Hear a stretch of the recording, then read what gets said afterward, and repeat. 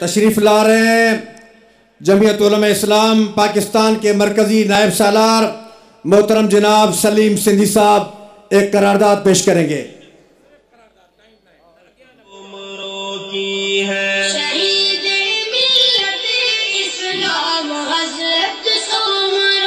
असांजा ही वड असां जो पोरियो, असां त तन मन जमीयत तां वारियो, असां त संद संद ज़ख़्म सठासीं, असां लुटासीं असां कुठासीं, तबीब कन छा हकीम कन छा, असांजी जिंदड़ी सजी ज़हर आ, अवां जे अखियुनि में उदासी छाजी, अड़े ओ नासिर अड़े ओ राशिद, अञा त खोड़ ख़ालिद पिया ॼमंदा, सिंधुअ जी मिट्टी नथी कलर आ। करारदाद अर्ज़ा त सिंध जी धरती के नीलाम करण ऐं सिंध ते गैर कानूनी कब्ज़न जूं साज़िशूं घणे वक्त खां हलंदड़ आहिनि। ज़ुल्फ़कार आबाद ऐं बहरिया टाउन मनसूबो उन जा वॾा सबूत आहिनि। नंढा नंढा कब्ज़े जा मनसूबा त तमामु घणा आहिनि। हाणे ताज़ो कारूं जरते कब्ज़े जो मनसूबो ठाहियो वियो।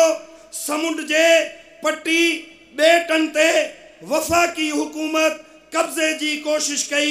जमीयत उलमा इस्लाम जे सरबराह हज़रत मौलाना फज़लुर रहमान गुजरांवाला कराची कोयटिया जे PDM जे जलसनि में सिंध जे ॿेटनि ते सिंध जी मालिकीअ जे हक़नि जी ॻाल्हि करे सिंध जी तर्जुमानी कई आहे।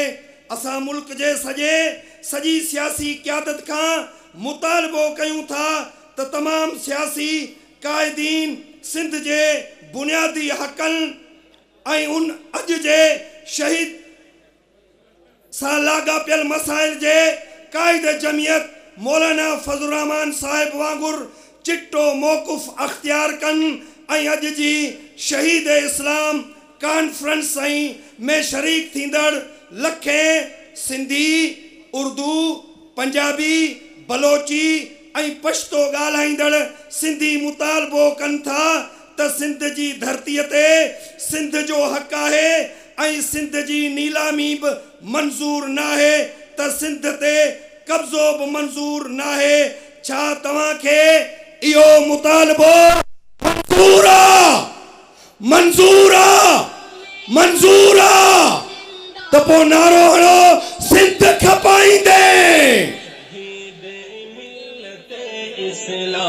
सिंध खपाईंदे, सिंध खपाईंदे। अब डिजो था जा सिंध खपाईंदे, सिंध विराईंदे, बेट खपाईंदे, समुंड खपाईंदे, ही चेट खपाईंदे, ही खूह खपाईंदे, ही खूह खपाईंदे।